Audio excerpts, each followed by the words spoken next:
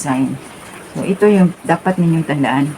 Ang lalim dito, yung dark dito, saka lalim nito, ang lalim nito, itatapon natin yan dito, dito, or dito. Sa dark naman na ito, itatapon natin yan either dito, dito, or dito. So, halimbawa, yung dark natin is paganyan. So, kaya siya nagko-curve dyan. Ito, itra-transfer natin dyan. So, magiging 1 inch yung bawas natin dyan.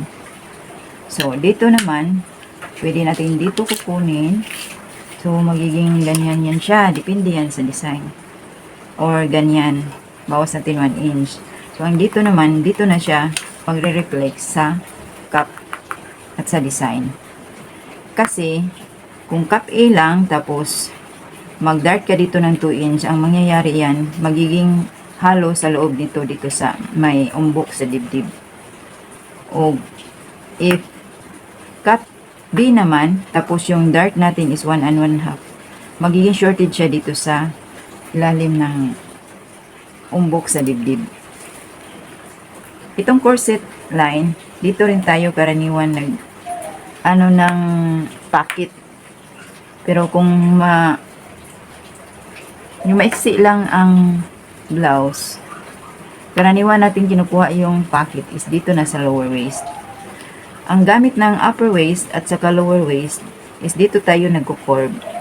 Kasi kapag dito natin sa gitna, tapos diretsyo ng ganyan, is ang tendency niyan is may step ng dito, yung pointed siya sa loob. So, hindi siya magiging dito. So, ang gagawin natin, yan, lagyan natin ng upper waist at saka lower waist. Dito na tayo magko-curve. Kahit na i-straight natin yan ang line, ang labas niyan kapag nabuo na, may curve siya dito.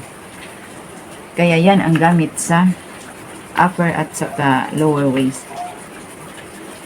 Tandaan nyo yan, yung sinasabi ko, nakaka-apekto yan sa mga gagawin natin na dart manipulation. So, ang aftermath nito, gagawin natin yan sa design na. Saan ba kinukuha yung lapad ng underbust sa dart? So, matansya mo yan, yung umbok sa dibdib. Sa likod naman, ang nakaka-apekto ng pahalang na line ay yung shoulder, yung bust, then saka sa waistline. So, yung pahaba naman is dito sa center line.